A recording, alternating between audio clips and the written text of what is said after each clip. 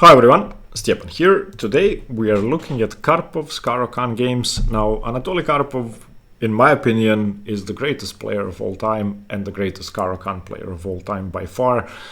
He introduced some very interesting theoretical novelties, which we're gonna see. And he also played, the Caro-Kann suited his style, so he played it as if the Caro-Kann was made for him. I think this was his perfect opening. We're gonna start with a game he's most famous for. Now, probably his most famous game is against Unziker, where he played Bishop A2 in the Spanish. And this is either his most famous move or the second most famous move after Bishop A2. This is what he's known for. And it was played in the Karpov variation of the Caro-Kann, of course. Okay, this game is very famous. If you know it, well, hopefully you'll learn something new. If you don't know it, then great. It was a game against Kamsky in Dortmund 1993. So e4, c6, d4, d5, knight d2, the classical. You can also go knight c3, it doesn't really matter, it transposes. So d4, knight e4, and knight d7. This is the Karpov Caro-Kann. And I've chosen 3 games in the Karpov Caro-Kann because he played stuff I never do. And this is the most famous of the 3. So in this position, white has 2 different sensible setups. One of them is to just go knight f3, and then after knight gf6 to decide whether to trade on f6 or not to trade on f6. The other type of setup is a setup with knight g5, which you can play immediately, or you can play bishop d3 or bishop c4 and then knight g5. Those are the more aggressive setups, the more interesting setups that lead to a greater advantage for white. Kamsky in his prime played knight g5. Okay, knight gf6, the idea behind knight d7 in many positions is to be able to go knight f6 without having doubled f-pawns, but there are other ideas too. Okay, bishop d3 played, and this is the main line. This is what I struggle with most, what most Caro-Kann players who play the Karpov struggle with most. It's the most precise move, and the idea is to develop the other knight to f3, get the queen to e2, put a lot of pressure on the black position. Okay, pawn e6. Knight to f3, bishop d6. This is all the main line. Black is just trying to develop. And now after queen e2, h6 is the correct move. And now the knight retreats. There is an option to play an unsound sacrifice, taking on e6, which isn't good if you know it, but it's extremely tricky. After f6, you don't take with the queen, because that would force a queen trade after queen e7. You play bishop g6 check. And this is interesting. After king e7, which is correct, black's plan will be to go knight f8, defend this pawn, evict this bishop, and then slowly try to untangle. However, after h6, Kamsky isn't going to sacrifice unsoundly on e6, so he plays the main move, knight e4. Okay, this was taken, queen takes, and now there are 2 options. You can go queen c7 or knight f6. Knight f6 is, I think, the more popular move and the sounder move. And now white has a choice, either queen e2, which I think is much better than what Kamsky did, or queen h4. Queen e2 leads to very theoretical, tense struggles. If you play the Caro-Kann, Karpov, you've faced it before, you know that it's tricky. And queen h4 today is actually easy to play against. Now, in this position, Karpov played his most famous or second most famous move of his career. Now, let's look at this position. The most natural looking move, castle's kingside, loses immediately, and the reason is quite simple. If you castle here, then white just takes on h6, and this bishop cannot be taken. The best move is actually to go queen a5 check, and after the bishop retreats to d2, you bring the queen back to h5, offer a queen trade, and just say, okay, I blundered the pawn, I'm losing, but at least I'm not getting mated. If you take the bishop, then it's just game over. Queen takes. And I don't know what black plays, everything loses, but let's say rook e8, and now just knight g5 and black resigns. You can play other moves as well, like you can play queen a5, it doesn't really matter what you do. It's just over. So The most natural move, castles kingside, loses immediately. Alternatively, you can try b6, which is fine. After castles kingside, you go bishop b7, white plays rook e1, you go queen c7, maybe bishop g5 because this rook is pinned, so you unpin with queen e7, then knight e5 comes. It's uncomfortable. You have less space, you haven't played c5 yet, and even if you have, there'd be bishop b5 checks. You don't really want to castle kingside or queenside, so even though the engine says this is fine, in my opinion, this is extremely uncomfortable.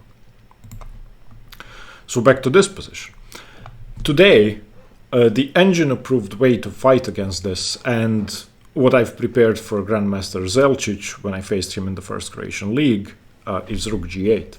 Now, he didn't go into this line, unfortunately. I was going to play this. I had preparation 25 moves deep. Unfortunately, he didn't go for it. This sets up a trap. It threatens to win a piece. If we look at this queen, it's severely limited. And it basically only has the h3 square. So now if white does nothing, there's going to be a fork and black is going to win a piece and win the game. So let's say white plays a bad move, like bishop e3 or c3, bishop d2, something, castles kingside. All of them lose in the same way. We go g5. The queen has to take on h6 because if queen h3 we go g5. g4, sorry. And then queen takes h6, the knight's defended, so bishop f8, and that's the end of the game. The queen has to go to h3, and after g4, we win a piece. So after rook g8, the only way for white to hold on to the piece is actually to play knight d2. Knight d2 doesn't get forked. It's as simple as that. So after knight d2, we go g5. Again, this would be risky. Queen h3 immediately would be risky. So we pick up the pawn. Bishop f8, queen h3. At least you have a pawn for that. And queen takes d4. And this is equal material with rook on g8 for black. Black has snapped off a central pawn for the h pawn, which is fine. In compensation for that, white can claim that black has a bad bishop. Okay, so that's rook g8. But that hadn't been discovered yet in 1993. Neither was had the move that Karpov played here been discovered. This was a novelty at the time, and I expect Kamsky was shocked. Karpov played the move king e7, and this became his signature move. I believe the variation got named after him because of this game, but I could be wrong. So what does king e7 do? Well, firstly, it connects the queen and rook, so there's no bishop g5. Now we can just take. The same trick that always worked doesn't work here. We can also go g5 and just chase this queen away.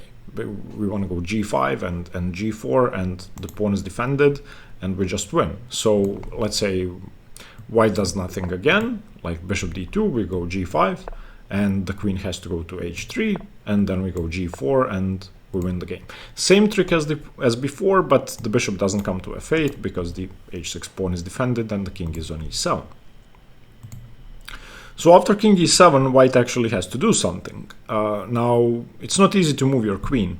If you move your queen to h3, then maybe e5 is coming, followed by e4, winning immediately. So you move the knight. And the theoretical continuation today, this has been played about 60 times since 1993, is knight e5. White gives up a pawn for the initiative. So black takes, d takes, and queen a5 check picks up the pawn.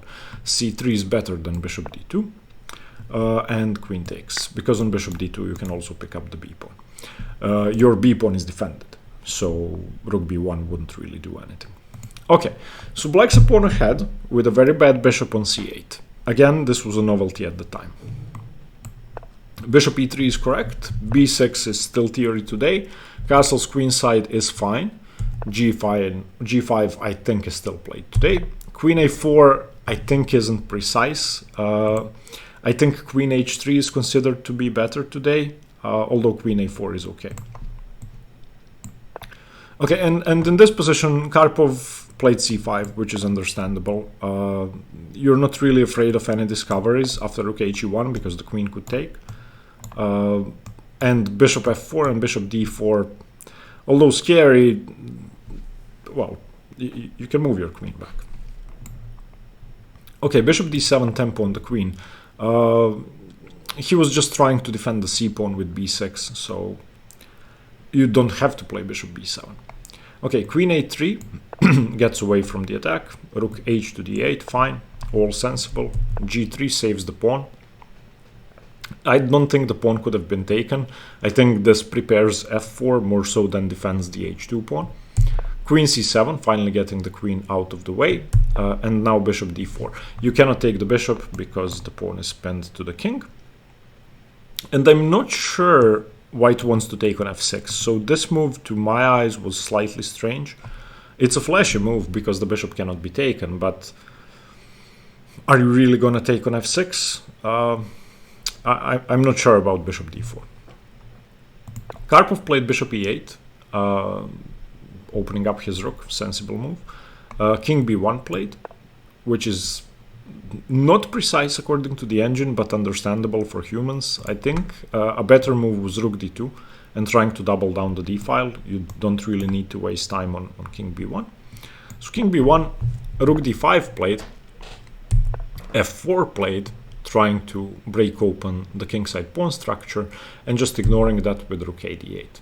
Remember, the bishop still cannot be taken. Okay, and this is the most interesting point in the game, I feel, after king e7.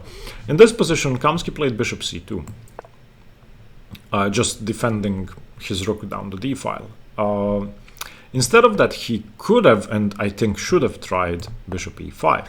Now, the queen is attacked, c4 is threatened, so you're going to have to move your rook somewhere.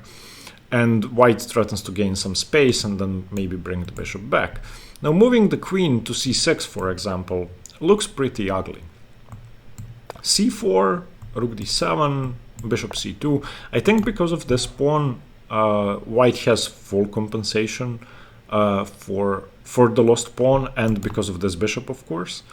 So I'm not sure white should initiate the trades, but if black does, then this bishop still only has the d7 square, and with the bishop pair for white and this king on e7, this I think should be fine. What else? After bishop e5, I think the best way to play this, or I know it's the best way, it's the engine approved way, is rook takes bishop. And this is very hard to play because of after fe5, knight g4, fine, you're gonna win the pawn. But let's say bishop c2, offering a rook trade. I wouldn't be sure how to evaluate this. Of course, this knight has e3. So let's say rook d1, you probably want to take with the bishop, because if you take with the rook, I still go rook e3 and knight e3 and take on e5. So let's say bishop takes, knight takes. And now the engine actually takes with the rook.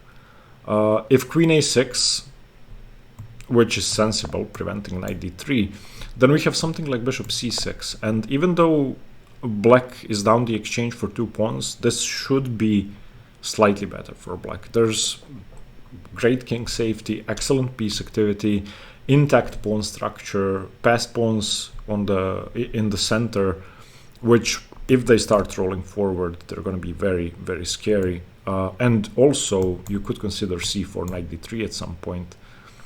So not an easy variation for humans to find, but still. After king b1, rook d5, f4, rook a d8, this I think was the try. Kamsky played bishop c2. Rook d6. Rook e5 doesn't work now because you just take stuff on d1. Or sorry, bishop e5 doesn't. Kamsky played bishop takes f6, king takes f6, fg5, hg5, rook takes, and c4. Now, why would you initiate all of these trades? I don't know. Black is a pawn ahead. I would enjoy playing this position as black, especially since the bishop now has easy access to c6. Karpov played king e7, queen e3 played, looking at the pawn, so f6. Everything's defended, h4, breaking open the structure, gh4, gh4. So Kamsky's idea was to create a passed pawn outside passed pawn on the h file and to threaten infiltrations on g7, g8 and weaken the king. But I don't think it's enough. Karpov played queen d7, which is an excellent move. Not only does it overprotect e6 and put pressure down the d file, but it gives the king an excellent escape route via d8 towards the queen side, which makes everything much safer. Queen h6 was played, so preventing king d8 because queen takes pawn. E5, okay, h5 looks scary, but queen g4 prevents any checks over here. On queen h7, you can cover yourself with bishop f7, which didn't happen. Kamsky played queen h7 and Karpov actually blundered. The correct way to play this was bishop f7. This is the safest way to play. I can understand that this looks very scary. Allowing bishop g6 seems, well, bad, but you always have this resource. Of course, rook d1 should not be taken because of checkmate. White goes rook c2. But this trade, if calculated correctly, is actually winning. We can go king d6 or king d8. Let's say king d6, queen f6 check, and queen e6 is not precise, although most humans would play it. King c7 is actually the way to go. And now if white keeps checking, we can cover on d7 with the queen and threaten queen d1 mate. And now this has to be traded off. I mean, looks extremely scary. So bishop f7, allowing bishop g6, you have to calculate rook d1, king c2, and see that you can save yourself from the checks. But if you do, then you're fine. Instead, on queen h7, Karpov played king d8. And in this position, white is winning. White is so winning that it's actually not even hard to understand why king d8 was a blunder. So look at this. White plays h6, 2 squares away from queening. Unsafe king, the queen cuts it off and threatens to take on f7, on a7 in some positions. Rook d2 played. Only compensation for the passed pawn, because you probably want to go queen f5 or bishop g6, or you want to take. So you want to take and go bishop g6. So in this position, what Kamsky should have done was simply queen a7. And now look at why this is winning. We're threatening to get something off the d file, the black rook, and then go rook d1. So black should probably continue bishop g6, threatening to take. But after bishop g6, queen g6, king a1, let's say this pawn is taken, because that makes most sense. We just go queen takes b6. And after king e8, queen e6 check, the rook cannot move. The rook cannot move. So after king d8, we just go a3, make some luft, and all of these are weak. Our king is perfectly safe. If the white king ever infiltrates, then it's going to be game over. So that's why after rook d2, queen a7 should have been played. You're threatening queen takes b6. You're going to trade off your h-pawn for these two pawns and be winning. Instead, Kamsky blunders. He plays queen f5. And, well, Karpov blunders right back. He took on f5, losing the game. He should have played queen h4. And queen h4 holds on to this pawn, basically, or prepares to hold on to the pawn. It also puts pressure on the rook. So in this position, it should be about level. Kamsky missed a win. Karpov equalizes. Maybe queen e4 should be played. I think queen e4 should be played. And now we just take the pawn. And even though Karpov is 2 pawns up, the king is too unsafe for this to be winning. Instead, he took the queen. And after bishop takes, funnily enough, black is a pawn down, but this pawn is just gonna win. It's funny why. Okay, probably the best move for black is bishop d7, which is what Karpov did end up playing. The idea is to trade off the bishops, get behind the pawn, and win the endgame. If you win the h-pawn, you win the endgame.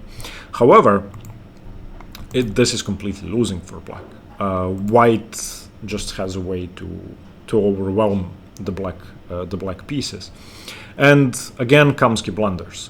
So this wasn't a very precise endgame, which is reassuring for us weaker players. He played bishop g6, which is a dreadful mistake. It makes a ton of sense because it keeps supporting the pawn, but he was winning immediately. You can pause this position if you don't know it and find the win for white. Okay, the winning move was king c1. Why king c1? Well, if you move your rook away from the d file, the refutation is simple. If you go rook h2, I go rook d1 and pick up the bishop. That's it. You go rook h6, I go rook d7, and you resign.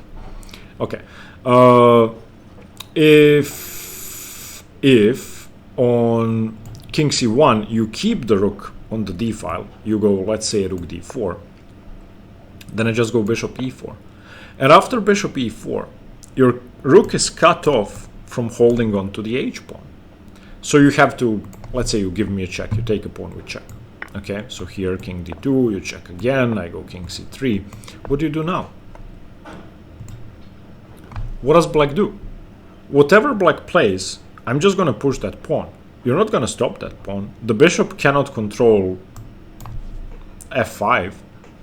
So you probably have to give up the exchange and go bishop f5, but that's dead lost. If you don't go bishop f5, I just go h7, h8 equals queen. Okay, so probably this was the most instructive position in the entire game. At least to me it was. King c1 is extremely nice. Okay, bishop g6 played, unfortunately. Rook h2, okay, h7, getting very scary. King e7.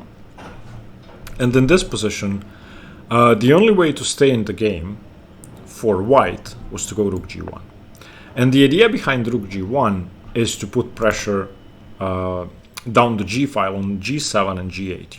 You're basically threatening rook g8 and queening. So black plays bishop e6, preventing that in advance, also keeping an eye on bishop f5. So let's say bishop e4. Black is controlling g8, so everything is fine. We can take on c4, and now let's say b3, bishop back to f7, king c1, and because of this pawn, and because this bishop is blockading the f-pawn from moving, and because it's, even if you do create a passed pawn down the c file, my king is close enough, this should be a draw. Now, of course, everybody would rather be black because you're 2 pawns up and you're controlling the h-pawn, but this pawn is too much counterplay. You cannot move your rook, and your bishop is useless. Okay, instead of that, he played bishop d3, losing the game. Now, why is bishop d3 losing? Well, bishop e6 now threatens to go f5. And when I go f5, what are you going to do? If you go bishop g6 now, I can simply go rook to h6 and then f5. And when I cut your bishop off from the defense of h7 and pick up the h7 pawn, you have no counterplay. You're just down a ton of material. Okay, so rook g1 played, but simply f5, and that's it. You're not defending the pawn anymore. Rook g7 is no good. Rook g7 doesn't do anything. I just go king f6. And you pick up the pawn, I go e4, and you resign. 2 connected passed pawns moving forward. The bishop no longer defends h7, so now the rook is just tied down to the pawn, and that's it. The bishop has to move. You don't have to go for this pawn, you just go f4, and that's it. b3 played, f3 played, bishop d1 played, bishop f5, very precise, just gonna pick up the pawn before any complications.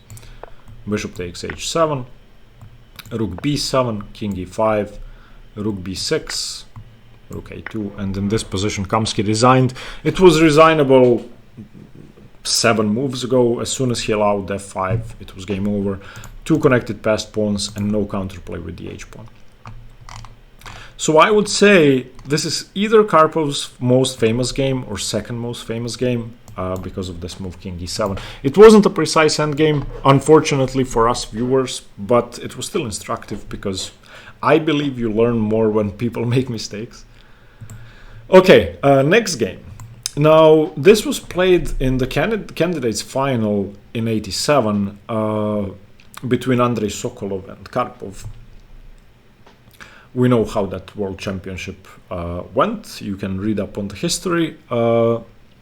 In this position, Andrei Sokolov played, to me, the most annoying variation you can face in the Caro-Kann, the accelerated Panov. Okay, so the idea is white is going to have an isolated queen's pawn and a ton of pressure, and black is going to have a bad bishop. Okay, so white plays knight c3.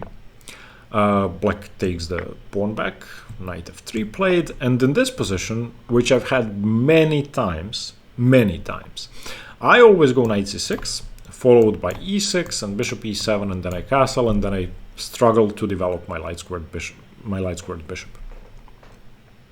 Alternatively, you can go e6 or g6, or you can do what Karpov did. Now, the reason I'm showing you this game is because, well, firstly, he just crushed Sokolov. Secondly, it's a setup that I believe I'm going to be playing from now on. It's extremely flexible and very pleasant. There are no strategic issues.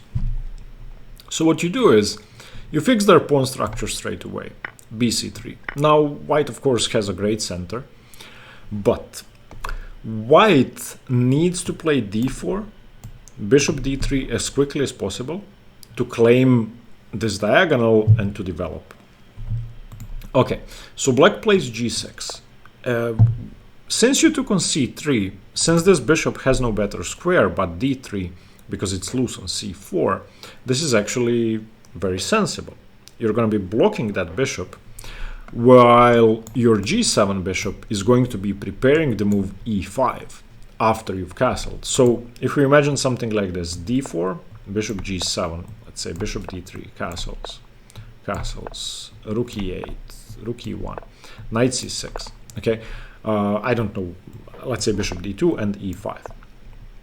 If we can blast through this center and weaken this diagonal, that's going to be great for us. I'm not saying e5 is good here, I just want to show you the idea. This is the idea. Okay, so, but after g6, Sokolov played the move h4, which this seems like the game was played today. This is a relatively new idea, not in this variation, but generally, to just immediately put pressure on the fianchetto with the h-pawn. It's not bad. It should be about equal. Gains a lot of space, threatens h5 and so on. So bishop g7, h5. Now if you take, I can take back. If you push, I can go bishop f6. So not really such a big deal. Karpov continues developing. Rook b1, which gets away from this pin, so it's understandable. It also prevents the bishop from moving easily. Queen c7 defends the pawn, prepares to move the bishop. And now Sokolov made a mistake, after which there's basically no way to equalize for white anymore. That may sound funny, but this is such a huge strategic blunder that Karpov managed to win the game because of this. You can pause the video and try to find the best move for white. I don't think it's hard to find it. It's the most logical move on the board. Okay, so what you need to do as white is you need to go d4. The reason you need to go d4 is because you have to go bishop d3 as quickly as possible. So let's say bishop f5, bishop d3. About equal. White has weakened the king side a bit. This pawn is isolated, but white has a great center. And this knight is limited, unless e5 is played. Okay, instead of that, he played bishop a3, a blunder. Now, let's look at why. Well, bishop f5. You're not going d4 now. Your rook is under pressure. So this gains a crucial tempo, and you're basically going to have a bishop on f1 for a long time, because you're going to have to keep moving your rook. over and over again. So what do? The engine says rook b5 best. If rook c1, then black simply castles. And now if you go d4, I just go queen a5. Now your bishop is attacked. Now your d pawn is attacked. If you go queen b3, I can just take the d pawn. So these two bishops, in conjunction with the spin, make d4 completely unplayable. So after here, you cannot go d4. So you probably play bishop e2. But now I go rook f d8. And now when I play bishop d3, you're going to have a pawn stuck on d2 for a long time. I'm going to be blockading your position. I'm going to go e5. This is just strategic suffocation. Okay? So rook c1 not really that good. Rook a1, you're getting back into the spin. The same can be said about rook b2. So he chose rook b5, which is understandable, losing a couple more tempi. a6. Okay, you have to move the rook again. You don't really have a choice. You sort of have to move along the fifth rank, so rook c5. In this position, b6 could have been played. I'm not sure why he didn't play it. Forces rook c4. And now just castles kingside. This is a very awkward rook. Black's development is finished. White has a king on e1 and the bishop on f1 and the rook on c4. This seems crazy. Absolutely crazy. Okay, instead, after rook c5, Karpov played queen d7, which isn't that precise. Okay, queen b3 played. Finally castles kingside. ahg, ahg, bishop c4. And now, this is my favorite move of the game. This is where Karpov really shows his class. But he doesn't follow it up the way I'd imagined he would. It's still a great idea. What would you do here with black? Try to find a good idea for black. Okay. There are many sensible moves. Okay. b5 is okay. e6 seems okay. You can always get your rooks to the center if you want, although it seems kind of risky to do that here because of bishop f7, so not the f rook. And if you move the other rook, then maybe white castles, and black is still slightly better, but this wasn't precise. The best move is bishop f6, and this is an extraordinary move. It does two things. Firstly, if white is ever to castle kingside, there are two problems. The first one is this knight doesn't have a single square. That's problem number one. Problem number two, the h file is open, and we have king g7, rook h8. Good luck defending against that, because my queen can easily control h2. May take a couple of moves, but it's not... I can do that. Okay, in this position d4 was played, finally. Which is a good move. And Karpov continued b5, which isn't bad. But a classier move would have been king g7. I actually did this game for training as solitaire chess. If you don't know what it is, you just cover the moves and try to play as one side. So I was playing as Karpov, trying to guess his next moves. And my move in a second was king g7. Now, it's the best move, but it's not hard to find. So I wish I could ask Karpov why he didn't play this. Makes no sense not to go king g7. The only thing I'd be afraid of is bishop c1, but I can just go rook h8. So I'm covering h6 and threatening to take on h1. This just seems like it's game over. I don't care about my f7 pawn because I'm threatening to win. I don't know.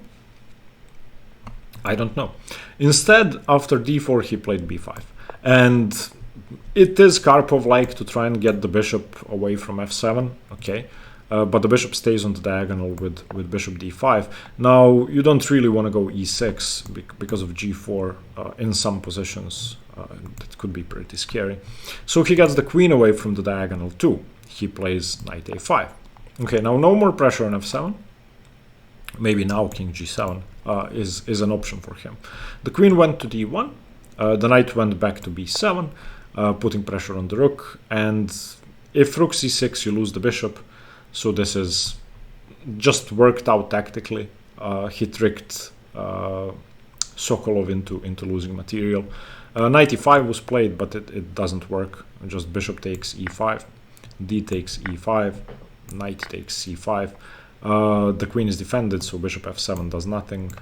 Queen d4 played, attacks the knight, but knight d3 was basically the end of the game. It's already over, but knight d3 is just a nice finishing move. King f1, queen a7 offers a queen trade, bishop e7, queen d4, c d4, and knight f4 was the end.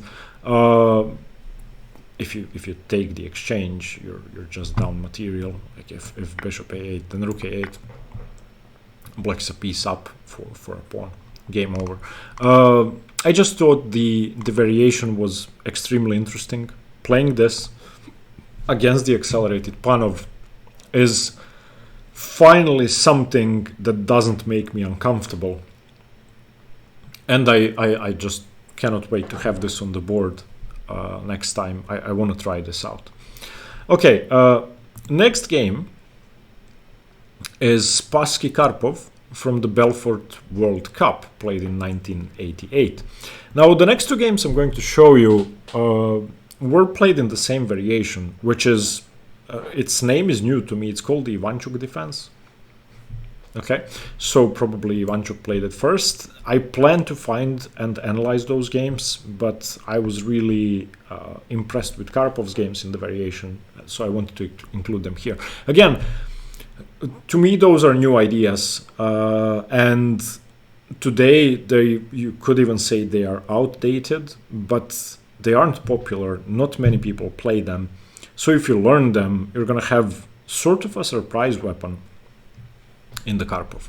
So this is the Ivanchuk defense of the Karpov variation. So once again, we have this position with knight d7 in the classical, same as in the first game. Knight g5 again, same as what Kamsky played. But now, not knight gf6, which is very sensible, but knight df6. And I know this only from Karpov's games. I was never brave enough to play this because it seems counterintuitive and strange, but there's an idea behind this. So what you want to do, there are two ways to play this, which is why I chose these two games, because he played it differently.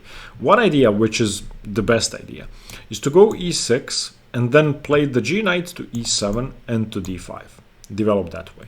The other idea is to, which he did in this game, is to play knight d5 and then knight gf6 at some point. Now this isn't good. According to the engine, this other idea isn't good, but it's still playable. It's like +1 for white. Okay, bishop c4 played by Spassky and knight d5. Now knight d5 again isn't precise. White should be better now.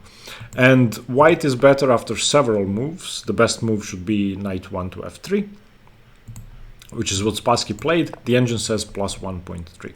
Okay, now the developing scheme was g6, bishop g7, and knight f6 for Karpov. So you're basically playing with a knight on d5, delaying the development of your g8 knight and blocking the bishop on c4. So the idea is to fight against the pressure on f7 temporarily before you get to castle.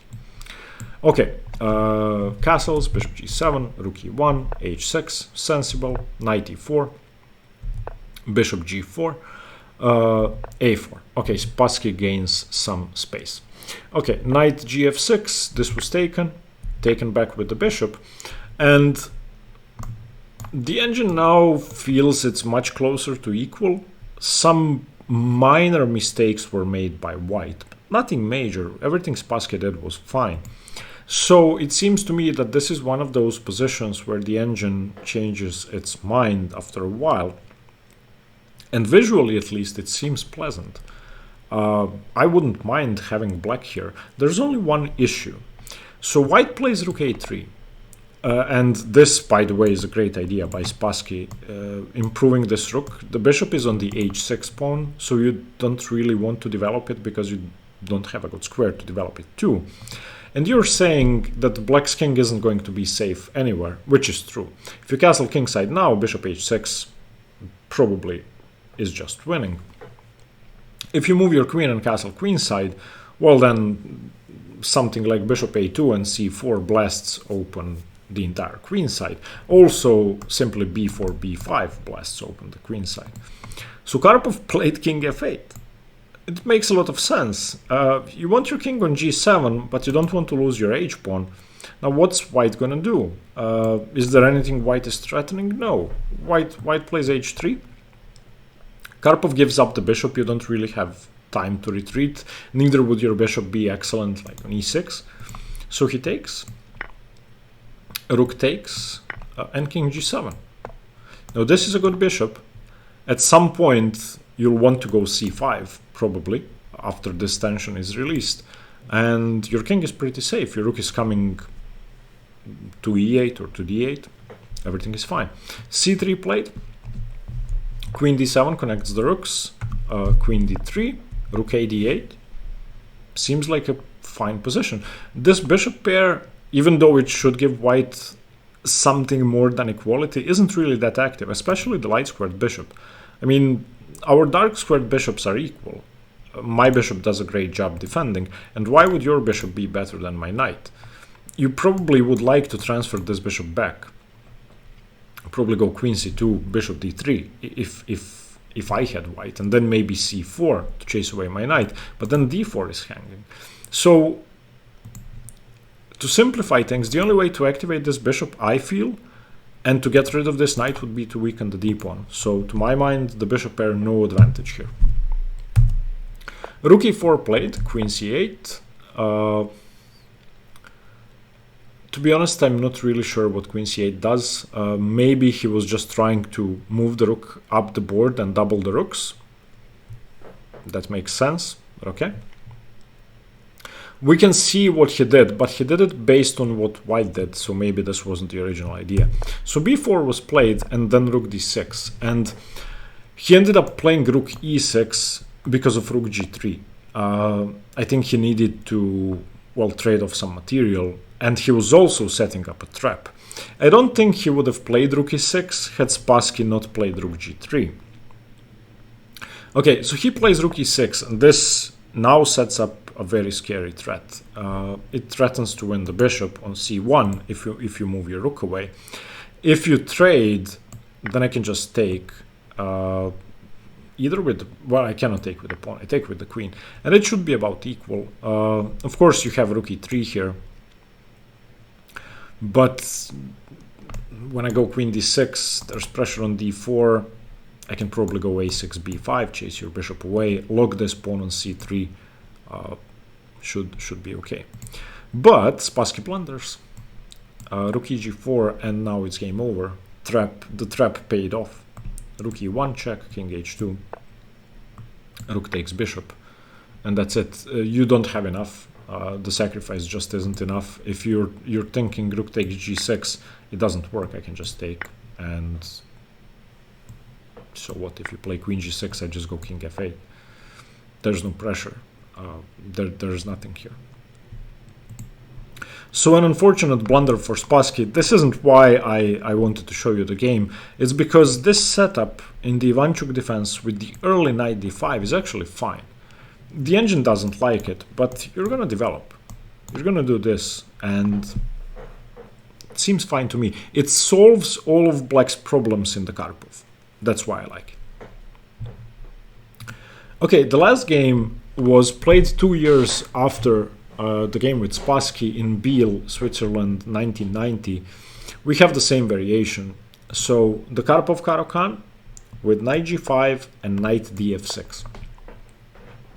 In this game, Karpov improved on his play from the Spassky game. He played the correct way. We have bishop c4 again, and in the previous game, Karpov played knight d5. Here he played e6, and this is the more sensible way to play. Now, the Firmian played, I'm sorry for the pronunciation, I don't know how to pronounce his name, I'm just saying it the way it's written. Played knight e2, which is a strange move. He should have gone knight f3, which makes more sense. Of course, you're afraid of h6, but so what? You can start with queen e2 if you're afraid of h6, and then go knight f3. So we're in the normal Karpov territory in that case. Let's say bishop d6 and knight f3 and h6 and knight e4, and we have a transposition to the normal position from the first game. If queen h4, that's the same position where Karpov played king e7.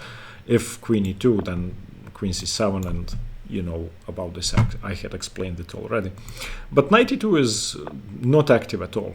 In fact, I'm not sure where this knight is going, because you don't really want your pawn on c2, so you're not going to play c3. It's not easy to go c4. I understand that you're giving your knight a square on f3, so you're playing against h6, but knights on these two squares, I don't think that's good enough. Okay, and Karpov goes a bit crazy, maybe trying to punish knight e2, which is a move he probably didn't know. He should have gone bishop d6 or h6, which were normal moves. Like, keep to your setup. Instead, he played c5. And c5 is kind of loose. Generally, playing c5 before you castle is scary. Now, white should either castle or go c3. Maybe knight f4 is also okay.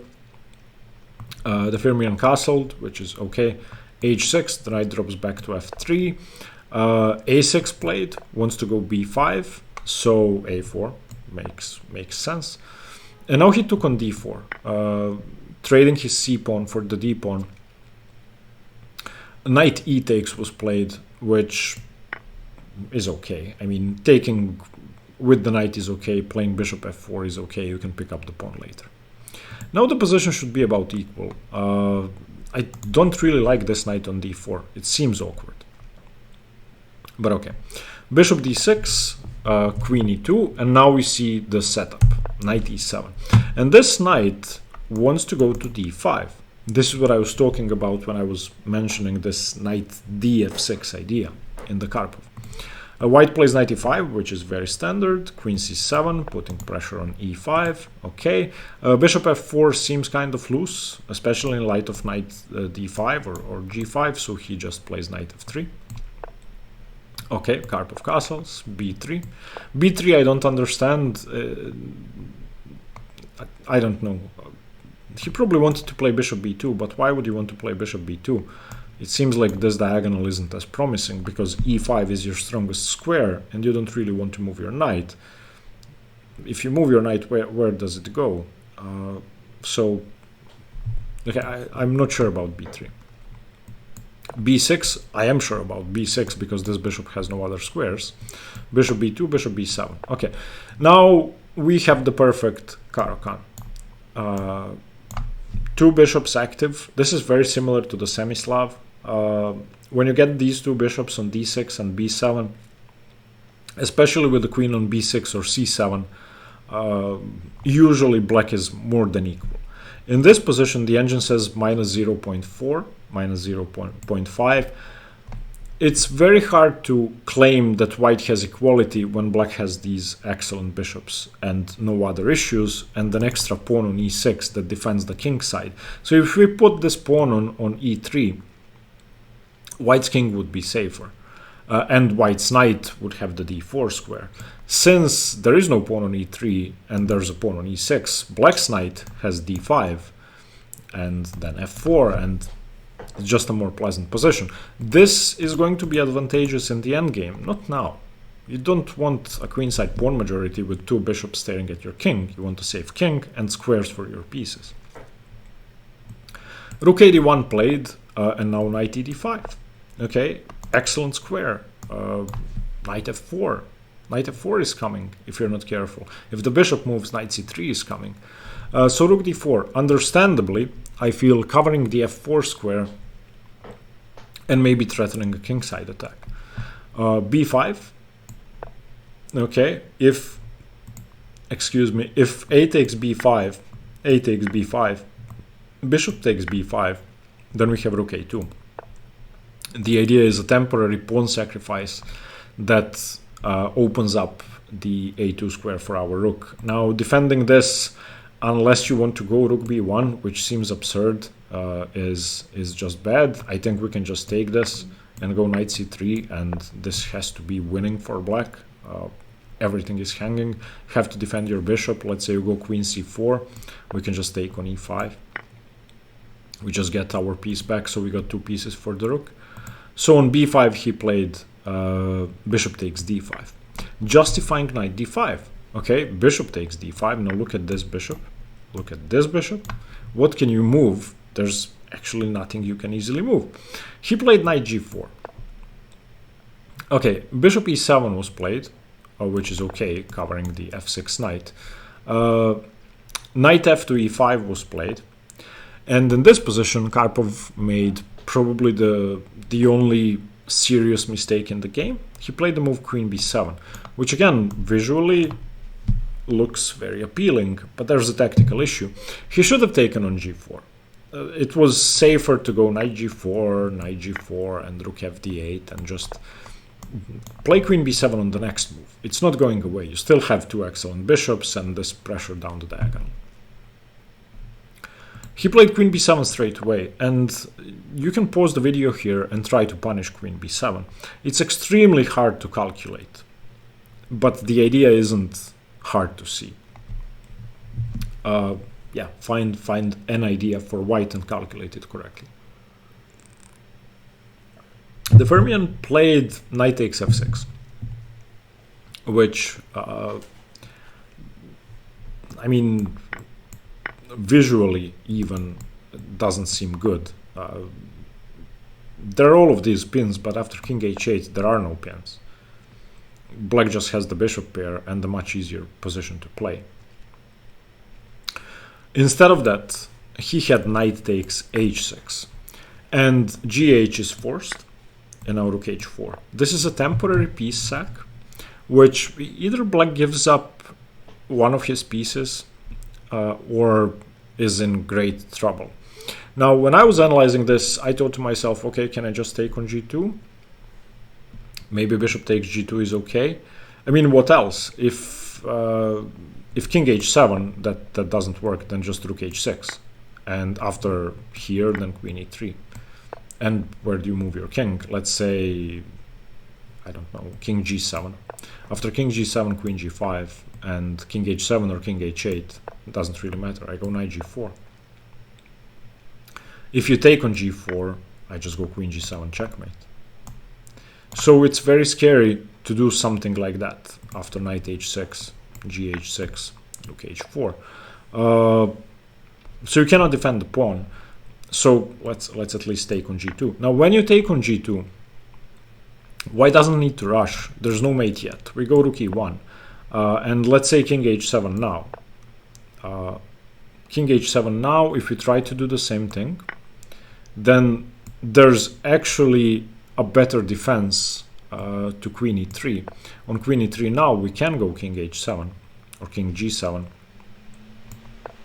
because on queen g5 there's king h7 and we're defending everything.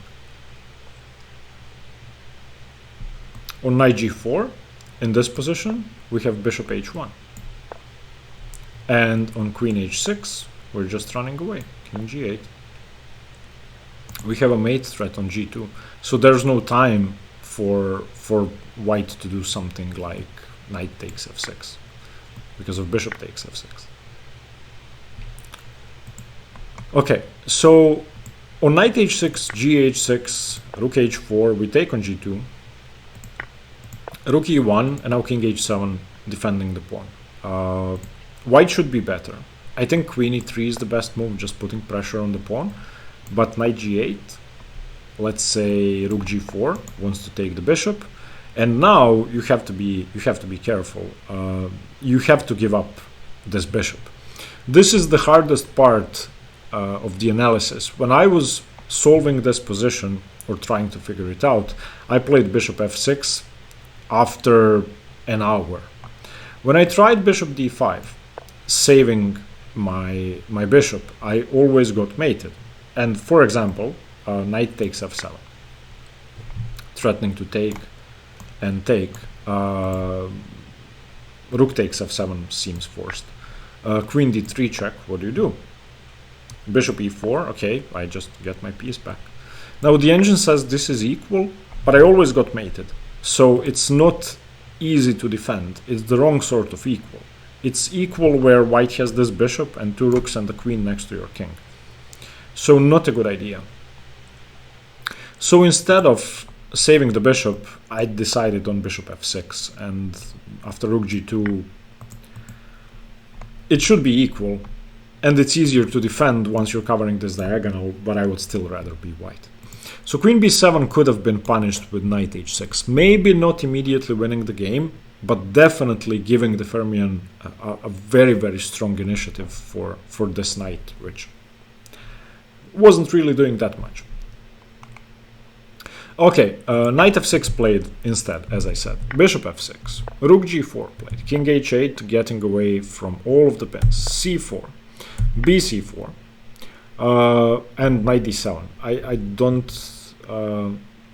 I don't know why you'd like to go knight d7. I understand that you're threatening to checkmate me on g7, but knight d7 seems to just not regain material. I think you need to throw in bc4. I mean, why not? The bishop has to move.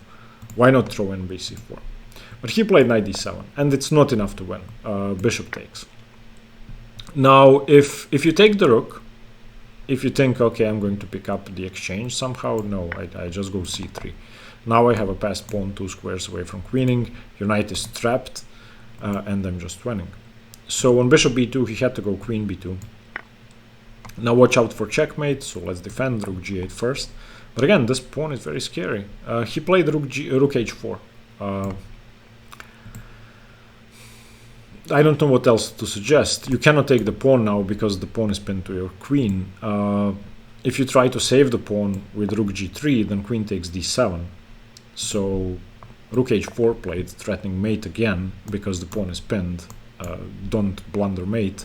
So king h7, very excuse me, very precise. And now he played knight e5. Maybe white could have gotten away with queen b1, trying to look for a check. If king h8, then queen c1 is actually better for white, because we're threatening mate, and you need to do something about that. So let's say bishop e4 covering mate, and then maybe knight f6. Looks very scary. Again, you cannot take the knight because I just get mated if you take the knight, then here. So on queen b1, probably f5, not king h8. But now bc4, the queen is defended. That's the point, you can take bc4. Let's say bishop g2. It's messy, but white isn't losing. Instead, he played knight e5, and that's the end of the game. After knight e5, c takes b3. We have a passed pawn on b3. Our king is safe. There's no counterplay. This pawn is just too much, supported by the bishop and by the queen, and we're a pawn up.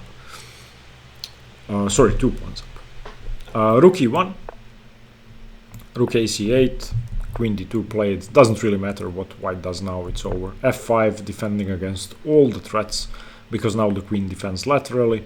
g4, fine. g5, let's just chase the rook away. Rook h3, and rook c2 was the final move of the game. In this position, the Firmian resigned. There's too much counterplay. So yeah, that's the last game I wanted to show you today. I'm probably going to make part 2 of this video, because there are so many Karpov games in the Caro-Kann which I would like to cover. Today I wanted to focus on the Karpov variation, and I wanted to show you the one accelerated Panov game. I hope you liked the video. Let me know what you think. Please comment below if you have any questions, and stay tuned for more chess. Bye bye.